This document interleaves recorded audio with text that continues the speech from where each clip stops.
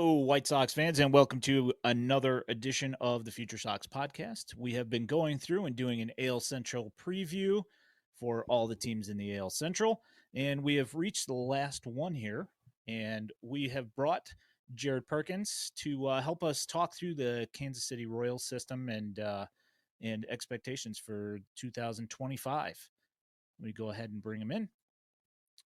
How you doing, Jared? Hey, how's it going? I appreciate you guys having me on. Excited to join you.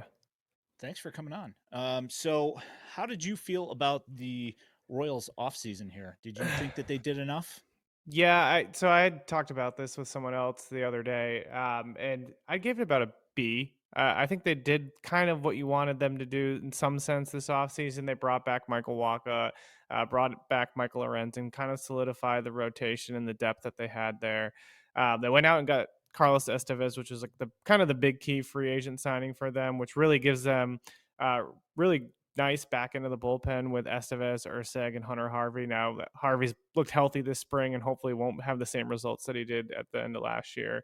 Um, Went and addressed the biggest need, which was a leadoff hitter in Jonathan India. Brought him in for Brady Singer. Traded from depth that they had kind of in that rotation. I think where a lot of Royals fans are probably upset is that they didn't get that kind of corner outfield bat or that middle of the order type bat. I know they were in on guys like Taylor Ward and a few others to kind of really solidify that lineup.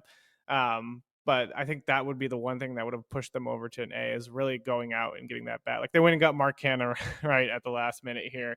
Not the guy you're kind of looking for the middle of the order, but he provides you kind of a platoon option there with MJ. Yeah, Canna still kind of hits lefties, right? He did for a long time, but he's kind of at the end of the road. I thought that was like a little bit of a interesting one. So, Yeah. so we've been doing these, Jared, and obviously like the White Sox are going to be at the bottom, but I truly like the other four teams. Like you could tell me any of them took first or any of them took fourth, and I'd believe you. So, just as far as expectations for the Royals, is it win the division or is it just get into the playoffs at this point? Yeah, I think it's going to be a lot similar to last year. Just get into the playoffs, right? I think the Guardians and Twins are very strong. Tigers have also shown that they can make some noise as well. So I think it's just going to be a very competitive division. I mean, they need that rotation and basically repeat what it did last year in order for them to really have a shot.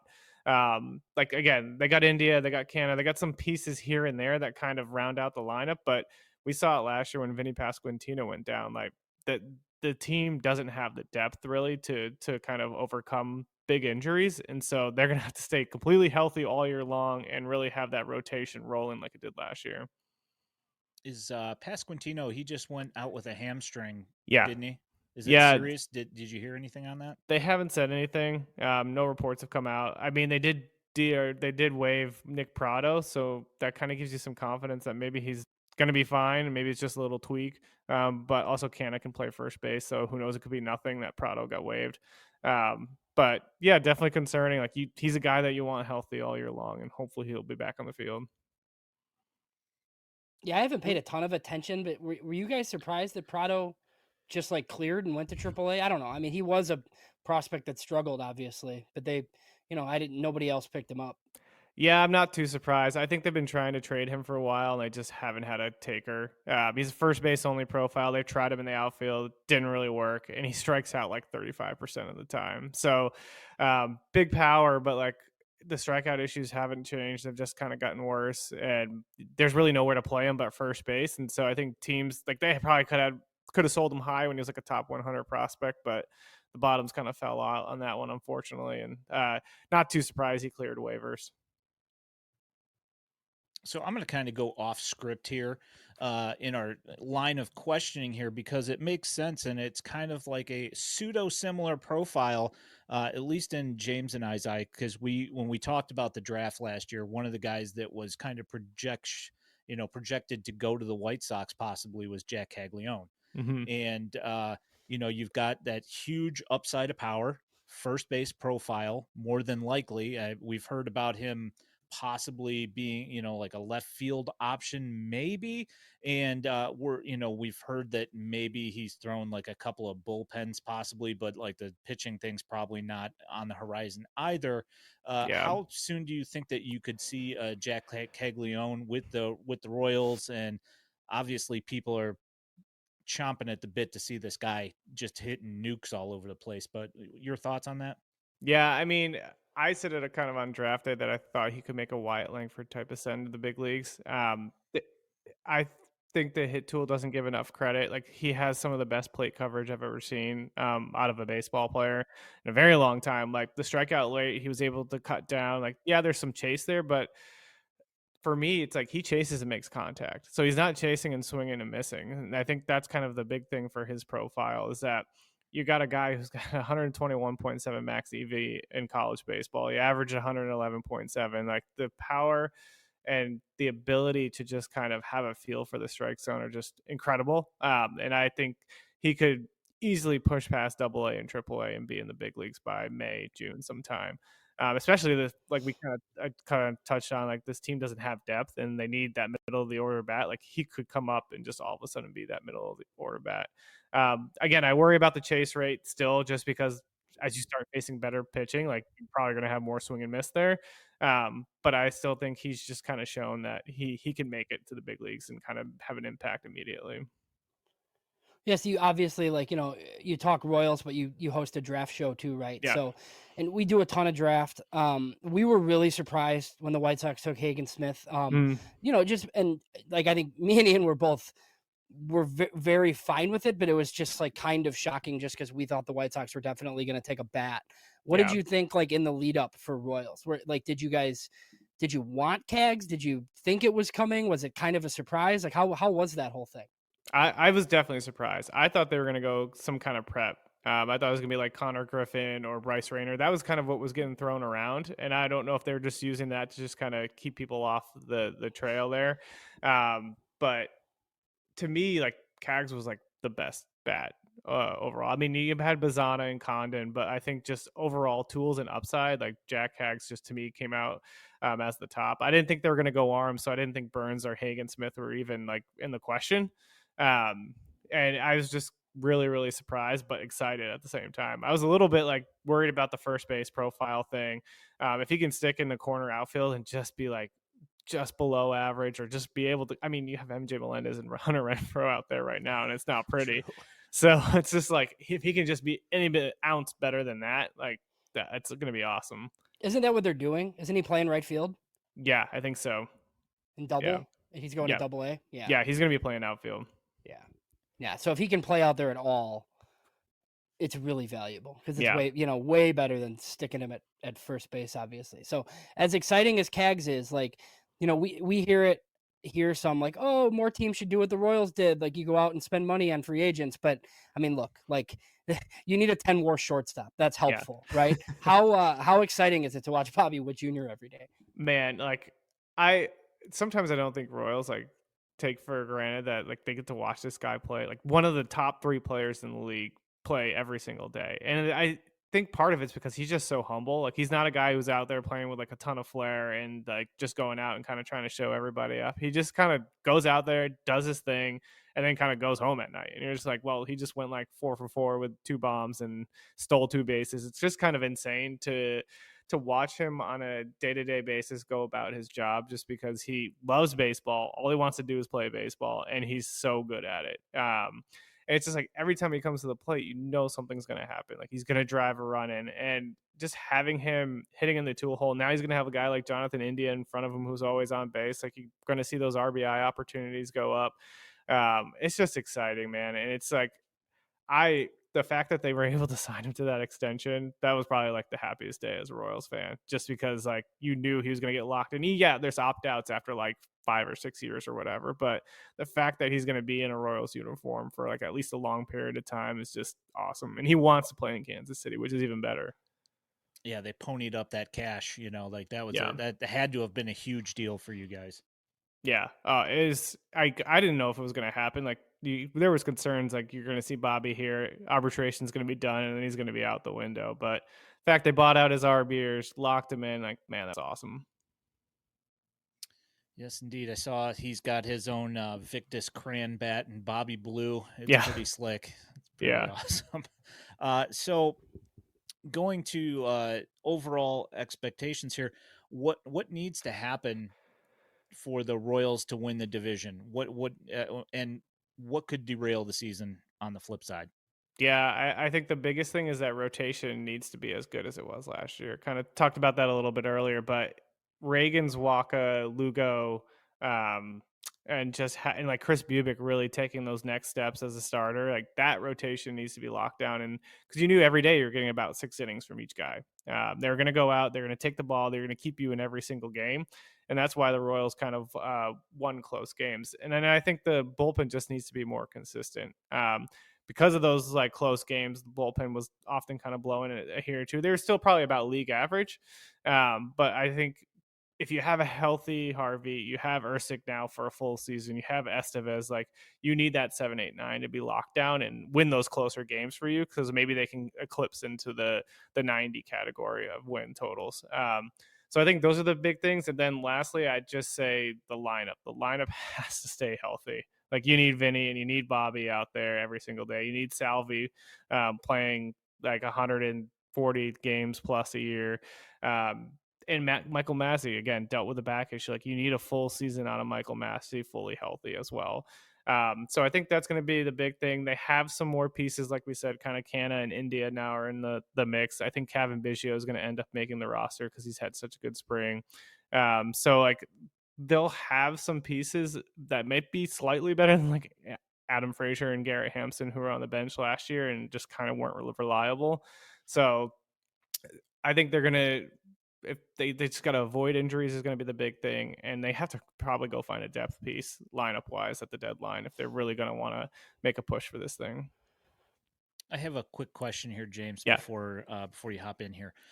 So Seth Lugo last year was you were not expecting the performance that you got out of Seth Lugo. No. What is the confidence level for him repeating what he did last season? I'm pretty confident in it. I don't think maybe he won't put up the same exact numbers, but I still think he's good for just like a 3.5 type ERA. He's just like a guy who goes out there and pitches. He's got like 6 or 7 different pitches, and the pitch ability is insane. I know he doesn't have the most electric stuff off the charts. Like fastball doesn't have good extension. He doesn't have a ton of fastball velo, but he just finds a way to get out. And so I have some confidence in him kind of repeating. I think he's going to probably go a little bit closer to the 2023 numbers, so somewhere be around like a 3.5. He posted a 3.0 last year, so and I think he had like an xERA of like a 3.75. So I feel like that 3.5 to 3.6 area is probably going to be about what he's at. So maybe you'll get a few less wins from him, but I still think he's going to be a consistent number 2, number 3 type for this team.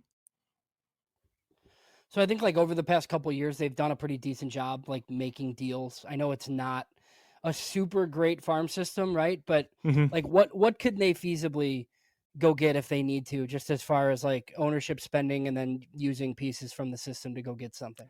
Yeah, I think it's going to be a little bit tough. I know like the owner, John Sherman, said in the offseason, like they're willing to spend on like do a salary dump if the player makes sense for the team. So like there's some flexibility there. Like they were in on Anthony Santander and some other big free agents as well. So they're willing to spend the money. If there's like a big salary dump candidate at the deadline, maybe they take on somebody who's performing just because the team wants to get out from underneath them and it costs them less prospect capital.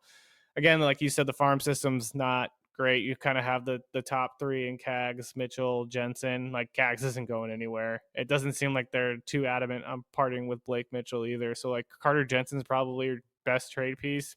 He's made his way into a couple of top 100 prospects lists now. And I have to imagine one of the catchers is going to be traded. Like you have Ramon Ramirez, Carter Jensen, and Blake Mitchell. And so it seems like they're flexible to move Mitchell if like they'll get a big piece back, right? But it's hard to trade catching prospects, but it could work out in their favor if they try to want to move one of those. But I think you're going to see one of the catchers move if they need a big piece at the deadline. Did Mitchell break his hamate or something? Yes, yeah. So he's out for a bit to start the season. So you guys haven't seen him? He hasn't come back yet? I don't think so. No. Okay.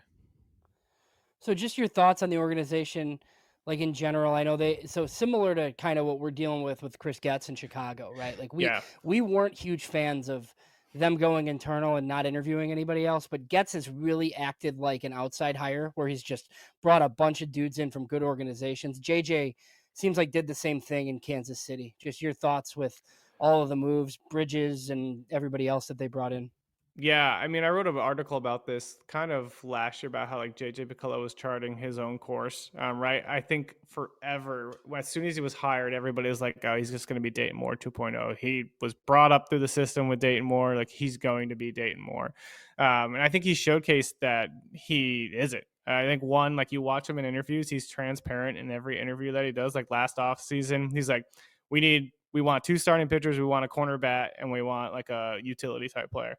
They went out and got all of those pieces. Like he just goes out in interviews is like, I'm going to be transparent with the fans about like what this team needs, and it just goes out and kind of does it. I think the other advantage he has is he has an owner who's willing to spend more. Like Dayton Moore really spent maybe like 6 months with the new owner, and the Glass era, like they just weren't willing to spend money. So JJ's got a little bit of flexibility there. But I also, like you mentioned, the guys that he's brought into the system, like bringing in Brian Bridges. Brian Bridges was huge to bring in as the scouting director. And you could see the difference in the draft just last year as they kind of got Cags. They went after a bunch of arms who had plus type stuff, but maybe not the best numbers, which is not a way they would go before in the draft. Like they were always kind of looking at numbers, and now they're actually looking at guys, the stuff that they can develop. So I think you've seen like a complete difference in the way that they develop players too, and you're starting to see the results and the pitching and the arms in the minor leagues, which is good. And then they brought in Johnny I don't know how to say his last name, DePuglia from the Washington Nationals, who's the international scouting director. Or he was the Nationals international scouting director. He's a special assistant now with the Royals, but they've done a lot better in terms of international signs. They're being a little bit more active in that space and trying to bring in some good guys in that space. So I just think JJ's willingness to be transactional, he's increased his reliance on data and analytics. Like it's not the only thing they use, but he's actually incorporating it. And that was like the biggest flaw for Dayton Moore. And I think his openness and transparencies are just kind of 3 big ways that he's really charted his own course and really taken the front office to the next level. So obviously the draft, the White Sox are picking 10th. Yep. You guys weekly at Just Baseball now? For the podcast? The draft show? Yeah. Yeah. Go weekly. Yeah. So I mean, like this, the draft class is, like okay. It's not as top heavy as like the last one. I think the Sox are picking in a good spot at 10 because I think they're gonna get somebody good. What do you think just about the top of this draft? I mean, obviously Laviolette's had his struggles, but there's some college like shortstops and infielders that have really kind of popped in here. Just your overall thoughts on this draft class at this stage. Yeah, I was talking. It's kind of boring draft class compared to most drafts. You don't even have like a top 5, like a consensus top 5 guys, like you did last year. And like, of course, the draft before last year was even stronger because you had Skeens, Cruz, Wyatt Langford, all that fun stuff. But you just don't have a consensus like number 1 overall guy. Right now, it's Jamie Arnold for us. We have our draft board update, the top 200 going out tomorrow, and Arnold's now eclipsed number 1 for us. And then Avar Arquette, the shortstop out of Oregon State's at number 2. But there's so much fluidity to this draft class. Like a strong performance one weekend can really have a guy rise up. And I think for a team like the White Sox who are picking 10th, or as I've been looking at this for the Royals are picking 23rd, like it's almost a benefit to be drafting later in the class because I don't think any teams are really going to know how their teams are drafting with this class just because there's just so much fluidity with it. And it just feels like to me that it's going to be hard to pinpoint. Like you're like, okay, yeah, these are the 5 guys that are going 1 through 5 for sure. I mean, we had Eli Willits as the number 1 prep prospect. Now we have like Billy Carlson, Kason Cunningham, and Gavin Feen, who are all above Eli Willits, and their springs are going to continue, and they're either going to have really strong performances or they're not. And like Ethan Holiday's dropped down to, I believe, 10 on our list. Jace Laviolette's dropped down to 16. Like, there's just going to be so much up and down with this list. In terms of guys that the White Sox might be interested in, I guess for my question for you guys is like, what's their usual trend? Is it like prep guys, college guys, arms? Well, so it was always college guys, but their scouting director loves high school players, but I really feel like it's college bat to match up with like their young core that they have. Like I think they want to get Teal and Caro and Colson Montgomery to the big leagues with some of this pitching. So if it's, I wouldn't be surprised. Look, I'll never be surprised if they take a high upside, like high school kid, especially because the scouting director loves high school guys. He loves Midwest players. This feels like college hitter to me. Yeah, I think the best guys are going to be around during that time. Merrick Houston, shortstop out of Wake Forest. He's up to 12 on our board. He has just become one of the most improved bats in the entire class. The big worry and concern about him was some of the power and being able to tap into his power. He's already up to 9 home runs, which is a career high for him this year. And it's just like he's a spark plug at the top of the lineup. He makes things happen. He makes a ton of contact. And he plays probably the best defensive shortstop in college baseball. So I think he's a guy that could potentially fall to 10, just depending on how things kind of shake out at the top. Dean Curley, the shortstop out of Tennessee, is another guy who I think is a consensus top 15 pick, who could fall to that 10 spot. Then you have the best mid-major arm in the class in Tyler Brebner. If they're going to go pitcher, like that could be another route. He's got like a 80 grade changeup basically. And at USA this summer was like sitting 98 in short stints. So Jace LaViolette could probably fall to 10. Like that's big power. He's been struggling all year long this year. The whole entire Texas A&M lineup just can't buy a hit. And Jace is part of that. There's a lot of swing and miss in that profile. Like I would be more concerned with him than like a Cags because like he's chase whiff everything, like swing and miss. But he's got the same type of power as Cags. So if you're looking for a corner outfield bat to kind of bank on and hope that your player development could kind of fix some of those issues with the hit tool, like that's a really good bat to bank on.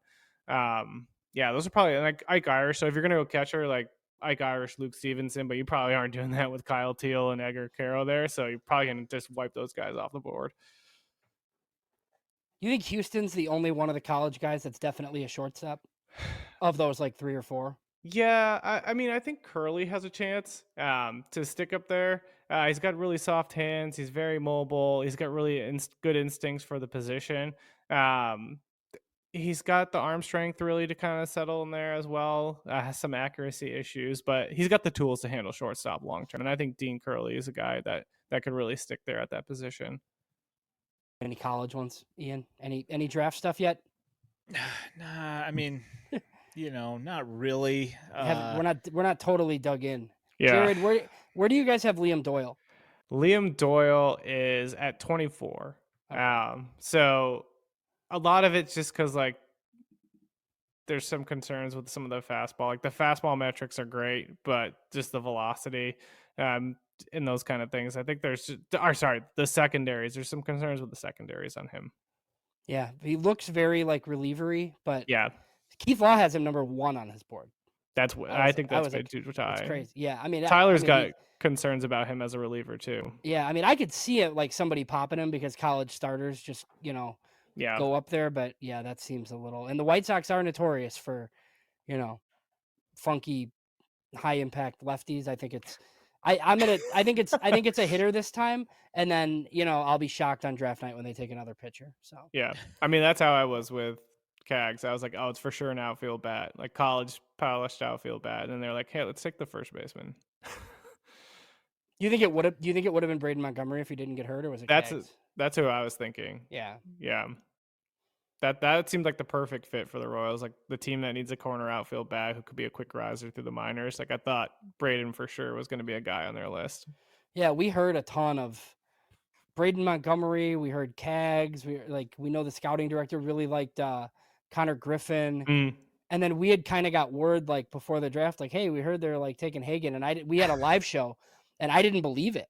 And then it happened, and we were just like, I don't know, we had to like get through our show like stunned kind of, because I was like, holy cow. It's kind of crazy because I thought Chase Burns, I didn't think Chase Burns was going to go 3. Like I know he's an electric factory, but usually you don't see teams with arms like go top 5. Yeah.